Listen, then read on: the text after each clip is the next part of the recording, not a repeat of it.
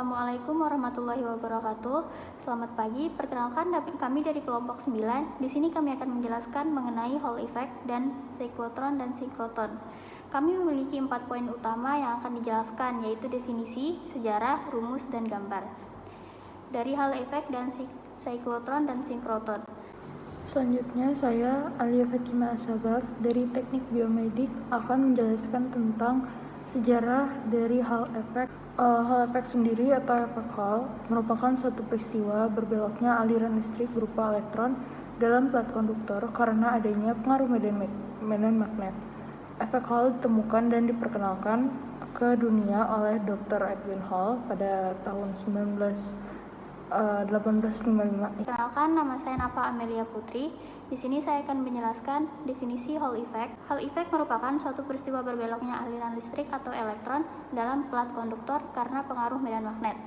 Hall effect adalah suatu gejala di mana pada kedua sisi plat logam tipis yang ditempatkan dalam medan magnet menimbulkan beda potensial yang dinamakan dengan tegangan Hall. Kondisi tersebut terjadi apabila arus listrik dialirkan dari sisi yang satu ke sisi yang lain dari plat logam. Perkenalkan, saya Gisela Beatalia Adiu dari Teknik Biomedik. Sekarang kita akan membahas tentang rumus. Rumus Hall effect adalah ekspresi matematis yang banyak digunakan dalam perhitungan Hall effect. Yang pertama adalah rumus Hall voltage. Rumus Hall voltage direpresentasikan dengan VH. Dan ekspresi matematis Hall voltage adalah VH sama dengan IB dibagi QND, di mana I adalah arus yang melalui sensor, B adalah kekuatan medan magnet, Q adalah tegangan, N adalah jumlah carrier tegangan per unit volume, dan D adalah ketebalan sensor. Rumus berikutnya akan kita bahas adalah tentang koefisien Hall. Koefisien Hall diwakili oleh RH. Ekspresi matematis untuk koefisien Hall RH adalah 1 dibagi Qn. Koefisien Hall RH positif jika jumlah lubang muatan positif lebih banyak dibandingkan dengan jumlah elektron muatan negatif. Demikian pula, koefisien Hall RH negatif jika jumlah elektron muatan negatif lebih banyak daripada jumlah lubang pada muatan positif. Rumus selanjutnya adalah charge carrier concentration. Konsentrasi carrier tegangan dilambangkan dengan N dan holes dilambangkan dengan P. Persamaan matematis charge carrier concentration adalah N atau P sama dengan 1 dibagi Q RH. Selanjutnya adalah Hall mobility. Mobilitas Hall untuk elektron direpresentasikan dengan μN dan μP untuk holes. Persamaan matematis untuk Hall mobility adalah sebagai berikut.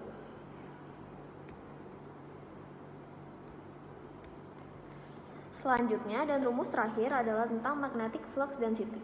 Magnetic flux density dilambangkan dengan simbol B.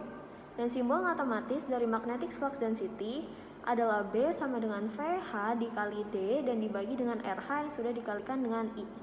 Perkenalkan, nama saya Taya Tagalino Syifa dari Teknik Biomedik. Saya akan menjelaskan gambar dari proses Hall effect.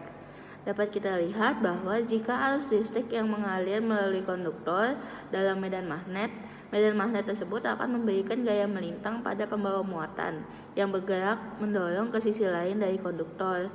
Nah, penumpukan muatan di sisi konduktor akan menyeimbangkan pengaruh magnetik sehingga menghasilkan tegangan yang terukur antara kedua sisi konduktor.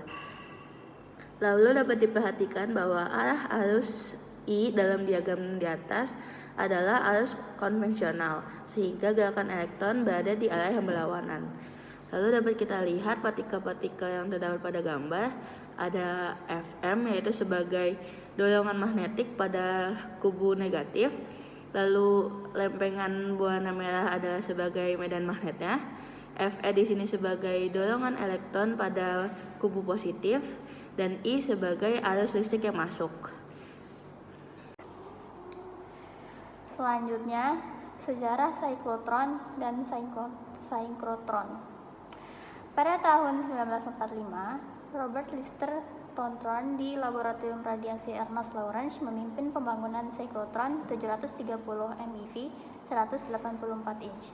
Pada tahun 1946, ia mengawasi konversi siklotron ke desain baru yang dibuat oleh MC Milan yang akan menjadi siklotron pertama dengan dapat menghasilkan 195 MeV deuteron, dan 390 MeV partikel. Setelah cyclotron pertama beroperasi, Office of Naval Research mendanai dua inisiatif konstruksi syncro dan cyclotron. Pendanaan pertama pada tahun 1946 untuk Institut Teknologi Carnegie untuk membangun cyclotron 435 MeV yang dipimpin oleh Edward, dan untuk memulai program penelitian fisika nuklir. Inisiatif kedua adalah pada tahun 1947 untuk University of Chicago untuk membangun cyclotron 450 MeV di bawah arahan Enrico Fermi. Di sini saya akan menjelaskan definisi dari cyclotron dan synchrotron. Yang pertama yaitu cyclotron. Cyclotron adalah suatu mesin akselerator yang mempercepat partikel secara melingkar sehingga diperoleh energi kinetik yang tinggi. Partikel tersebut dapat berupa partikel proton atau deuteron.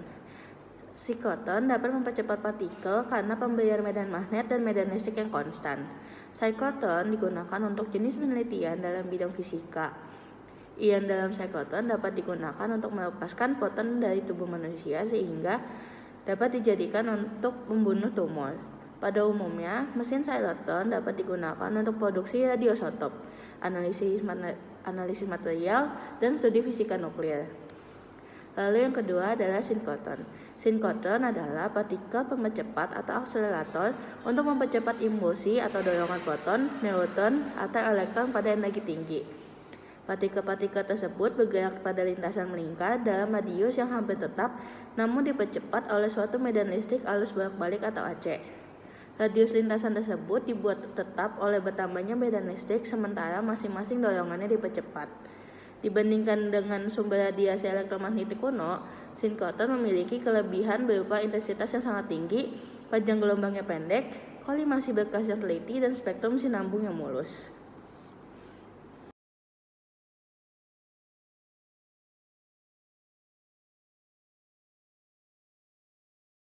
Setelah melihat rumus cyclotron dan synchrotron, sekarang kita akan melihat gambarnya.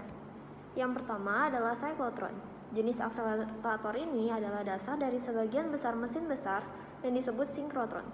Karena amplitudo medan magnet dan frekuensi tegangan akselerasi harus disinkronkan. Diagram yang disederhanakan ditunjuk pada gambar di samping, di mana terdapat particle injection, accelerating cavity, elektromagnet yang ditandai dengan M, dan deflecting elektromagnet. Selanjutnya adalah analogi cyclotron dan sinotron. Berikut adalah gambar dari analoginya. Yang terakhir adalah synchrotron.